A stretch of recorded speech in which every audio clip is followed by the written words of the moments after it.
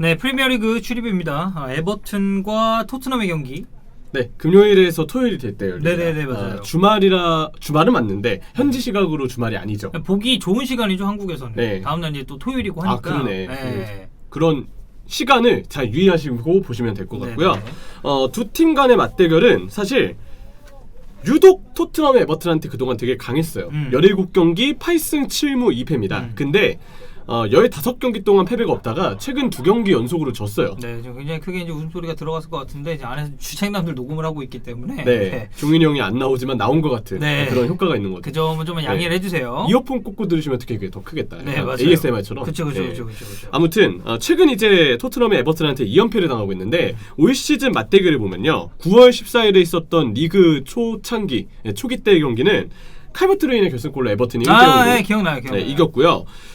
이제 2월에 지지난달에 있었던 FA컵 경기는 연장까지 간 끝에 5대4 경기가 나왔죠. 이것도 맹경기였지. 안첼로티가 그때 그 극장골 나왔을 때, 연장에 결승골 나왔을 때 아무렇지 않게 이 종이컵에 있는 커피를 후루룩 마시면서 정말 역시 명장은 여러 경험을 한 사람은 이런 골에 하나에 기뻐하지 않는다. 산전수전 다 겪었다. 그렇죠. 약간 그런 느낌을 좀 준 경기였죠. 토트넘이 이제 0대1로 에버튼한테 지고 나서 한동안 패배가 없었죠. 그죠. 쭉 무패 행진을 이어가다가 이제 분명히 또 고꾸라진 타이밍도 있었고, 근데 어쨌든 그 당시에 토트넘을 잡아냈었던 거의 유일한 팀은 에버튼이었습니다. 그렇죠. 그래서 이때 에버튼은 히샬리송이 놀랍게도 2골을 넣었고 칼버트 루인, 베르나르드, 시구르르송이 활약을 했고요. 토트넘의 경우는 다빈손 산체스, 라멜라, 케인이 FA컵에서 골맛을 맛본 바가 있습니다. 네. 보면 올 시즌 맞대결 2번 다 칼버트 루인이 골을 넣었어요. 네. 그만큼 루인이 이번 경기는 부상 때문에 출전할지 어떨지는 모르겠지만 나오게 된다면 요주의 선수일 것 같습니다.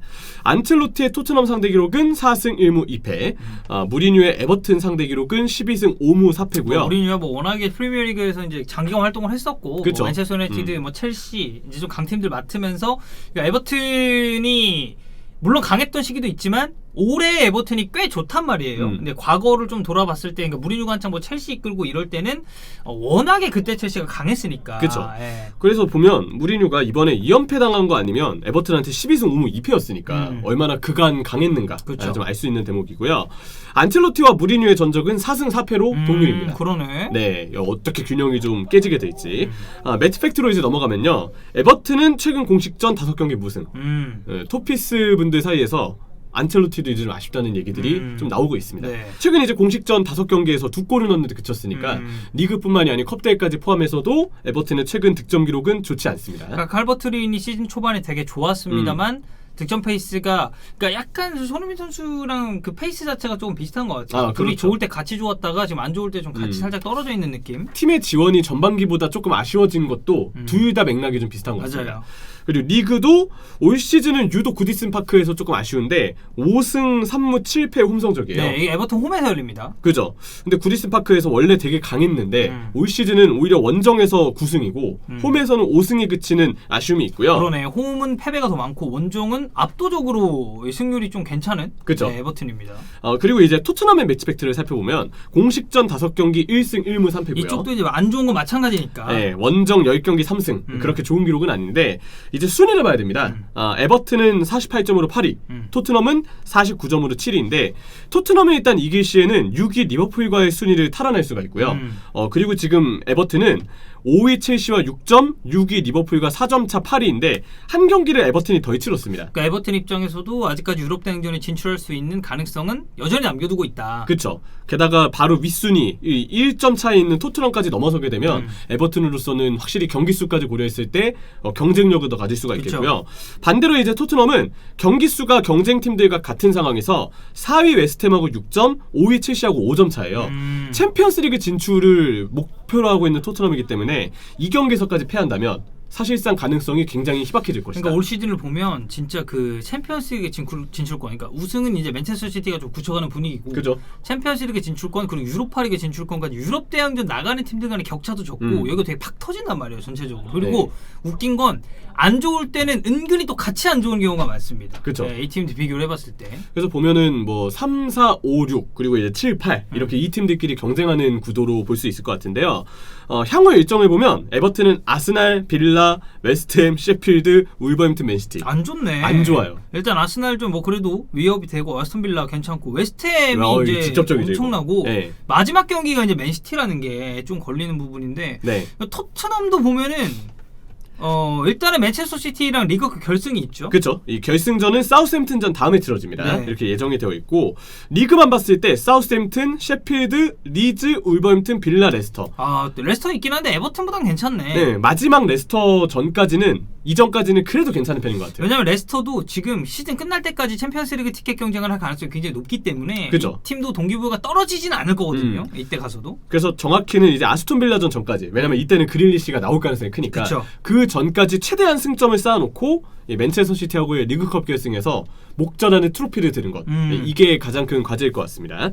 부상자로 넘어가면 에버튼은 예리미나가 근육 부상으로 빠지고요. 부상자 엄청 많네. 네, 파비앙 델프 힘줄, 뭐 그리고 두쿨의 베르나르드, 유망주 온양고까지도 나와 있는데 주목할 선수가 장필리 그바맹입니다. 그바맹은 이제 없는 선수라고 생각해야 되는 거 아닙니까? 근데 얼마 전에 복귀했어요. 네. 얼마 전에 복귀해가지고 팰리스전 11분인가 뛰었거든요. 이제 조금 경기를 뛰나 보다. 기사까지 났었어요. 막 핏이 괜찮다, 후위원 돌아왔다 해서 뛰었는데 주말 후위원 중에 갑자기 무릎 쪽에 뭔가 접촉이 일어나면서 또 지금 인대 쪽 부상이 났다고요. 그러니까. 근데 이제 인대가 이게 하루 이틀 안에 낫는 부상도 아니고 단순 타박상도 그쵸. 아니고. 다행히 수술은 아니라지만 안 해도 된다지만 어쨌든 말씀하신 것처럼 치료 시간이 있잖아요. 시즌 아웃을 유력하게 봐야 된대요. 그렇죠. 그래서 지금 보면은 지난 시즌에 380억 원을 주고 5년 계약을 체결했고 지난 시즌 135분 뛰었고요. 올 시즌 11분 뛰고 지금 시즌 아웃 유력입니다. 아자르보다 더한 놈 아닙니까 이거? 그죠? 우리 이제 히든풋볼 들으시는 분들은 환재영의 남자 그바맹으로 이제 코칭을 많이 할 텐데 그렇지. 예, 그렇게 좋은 픽은 아니었던 것 같습니다. 그리고 여기 이제 알랑도 타박상, 조슈아 케인도 타박상에 안드레 고메스는 햄스트링 부상이 있고, 그죠? 칼버트 루이는 브라이튼전에 못 나왔습니다. 근육 부상이 또 있어서. 다행히 알랑, 킹, 고메스, 루이는 의심이에요. 그래서 출전도 어쩌면 가능할 수 있다. 그래서 그냥 단계를 낮게 보았고 토트넘은 아예 결장자만 있습니다. 맷 도어티 근육 부상, 벤 데이비스 종아리 부상. 이 둘은 이제 아예 못 나온다. 그렇죠.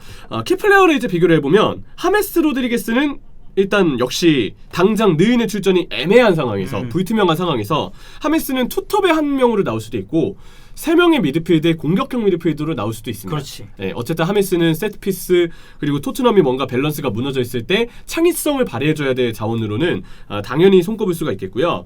올 시즌 리그에서 이미 6골과 4개 도움으로 공격 포인트 10개 달성했고, 그렇죠. 공격 포인트 10개 달성했고 최근 10경기 페이스도 괜찮은 상황입니다. 오히려 최근 10경기가 공격 포인트만 놓고 보면 훨씬 더 낫네요. 왜냐면 그 전에는 부상으로 빠진 기간이 좀 길었기 때문에 맞아. 딱 최근 10경기가 어떻게 보면 절반이죠. 리그 뛴 경기들 중에. 그리고 이제 토트넘은 역시 해리케인을 키플레이어로 꼽았는데요. 리그 29경기 19골과 13개 도움. 일단 텐텐 진작 찍었고 지금 그죠? 리그 득점왕 도망 동시에 석권하냐 마냐 이런 얘기가 나오고 있으니까. 4경기 연속으로 공격 포인트를 쌓다가 지난번 맨유전에 좀 침묵했습니다. 그래도 이 4경기 연속 공격 포인트를 기록하는 동안 5골과 하나의 도움이었으니까 여전히 케인의 발끝은 날카롭다고 봐야 할 것 같고요. 손흥민 선수의 활약도 좀 주목이 되는 건 구디슨 파크에서 픽포드가 나와 있을 때 그 빈 골문으로 이렇게 최대로 감아가지고 멋있게 터뜨렸던 골도 있었고 기본적으로 에버튼한테 그래도 강한 편입니다. 그렇죠. FA컵 경기 때도 골은 못 넣었지만 도움은 기록했었으니까 손흥민 선수도 좀 어떻게 활약을 할지 역시 주목이 좀 되는 경기죠. 자, 그리고 예상 베스트 11을 보면은 근데 이렇게 나올 것 같아요. 일단 에버튼 같은 경우는 예측이 더 쉽죠. 그냥 부상자가 있기 때문에 이 자리를 누가 메울지가 상당히 이제 중요하다고 볼 수가 있겠고. 토트넘도 솔직히 말하면 부상자는 많이 없는데 쉽습니다. 그죠. 거의 라인업이 대동소이하게 나오기 때문에 딱 하나 여기서 이제 애매한 건 로셀소. 그렇지. 로셀소가 나올지 어떨지 이 부분인데요. 로셀소가 나온다면 아무래도 뭐 은돈벨레가 안 나온다든지 아니 은돈벨레가 내려간다든지. 그렇죠. 그렇게 볼 수 있겠죠. 호이비에르, 은돈벨레, 로셀소 이렇게 나올 수도 있는 거고. 그렇죠. 그쪽이 좀 유력해 보이기도 합니다. 일단 에버튼의 경우는 득점력이 지금 너무 빈곤하잖아요. 5경기 2골. 칼버트 레인이 선발로 나오는 게 무조건 필요합니다.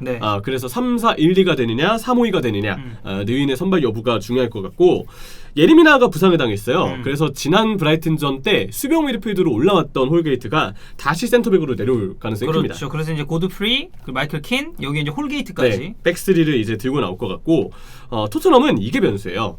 이제 오리아 토비를 무리뉴가 다시 불러와야 되겠죠. 계속 뭔가 불화에 대한 얘기가 토비랑 이제 뭐 이런저런 얘기도 저희가 뭐 버드풋볼톡 얘기하면서 나눴었는데 그죠.